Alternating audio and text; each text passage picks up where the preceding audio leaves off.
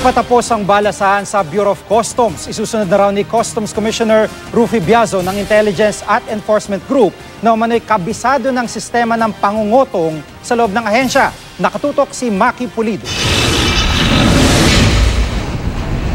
Kasunod ng pagbalasa sa mga port collector at sub-collector sa Bureau of Customs, si Baka naman sa Intelligence at Enforcement Group ang susunod.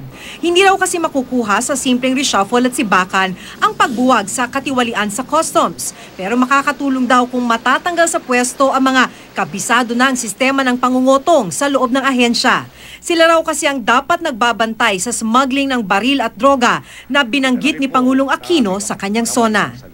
Tayo naman kasi continuously looking for basis no, na kung meron tayong pinaghihinalaan at makakalap tayo ng sapat na impormasyon at ebidensya, bahagi sila do sa mga lalabanan natin sa pamamagitan ng legal action, ng mga kaso.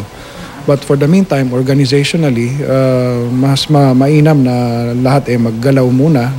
Nabanggit na dati ni Deputy Commissioner for Intelligence Danny Lim ang umunay pagpadrino ng ilang politiko sa pagpapalusot ng mga kargamento.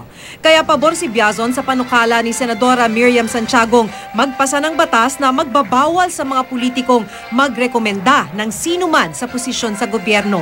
Sa Kamara naman, nais ni Marikina Representative Miro Kimbo na ipagbawal din ang mga written recommendation lalo sa mga sensitibong ahensya gaya raw ng BIR at Customs. Wala raw siyang personal na karanasan at wala rin namang ebidensya, pero di raw lingid kay Biazon ang usap-usapang ang mga nakapwesto dahil sa padrino nagbibigay ng royalty o padulas kada buwan sa padrino bilang kapalit sa pagkakapwesto.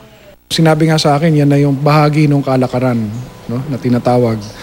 Kaya kung babaliin natin yung kalakaran na yan, kailangan maglagay tayo ng mga measures na pangmatagalan. Hindi naman daw naiinsulto si Biazon sa panukala ni Finance Secretary Cesar Purisima na ilipat ang post-clearance audit function ng Customs sa BIR. Ang post-clearance function ay ang inspeksyon ng mga kargamento sa warehouse pagkatapos nitong makalabas ng Customs. Kailangan daw pag-aralan, pero kung makakabuti, kailangan gawin. Maki Pulido, nakatutok, 24 oras.